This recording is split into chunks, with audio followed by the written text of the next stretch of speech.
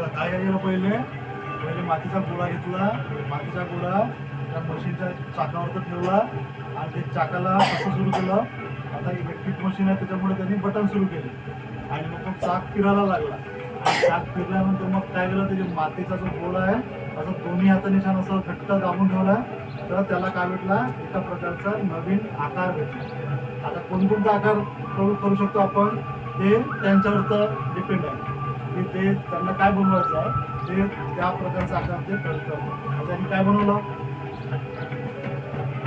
बनवलं त्यांनी आता छोटंसं जो मडकं काही बनवलं. तुम्ही त्याच्यामध्ये आता काही चाय पिऊ शकता, पाणी पण पिऊ शकता किंवा कोणतं त्याला फ्लॉवर पॉटसारखं वापरू पण शकता. असं 2 in 1 त्यांनी त्याची बनवून दाखवलं. कसं वाटलं बरं बनवून? छान वाटलं? तर तुम्ही या गार्डनमध्ये आल्यानंतर तुम्हाला खूप सारी माहिती भेटली. असं पाण्यामध्ये खेळणं किंवा मग इकडे तिकडे मस्ती करणे हे तुम्ही केलं असेल, पण या गार्डनमध्ये तुम्हाला तशी मस्ती वगैरे करता आली का? नाही. पण तरी पण तुम्ही चालत असताना मस्ती केलंच, तेवढ्या मस्तीत आम्ही चालवतो. पण या गार्डनमध्ये तुम्हाला ज्ञान भेटलं. काय भेटलं? ज्ञान.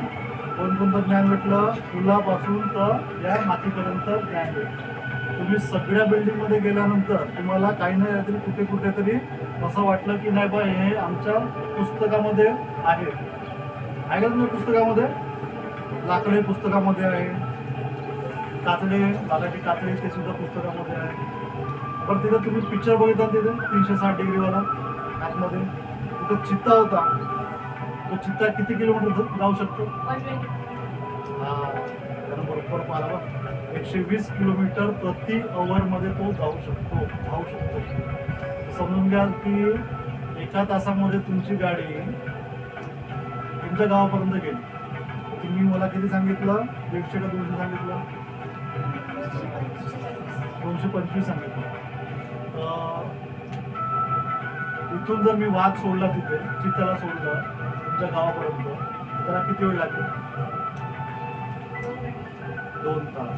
तुम्हाला बसने यासाठी किती तास लागले? किती? 6 तास.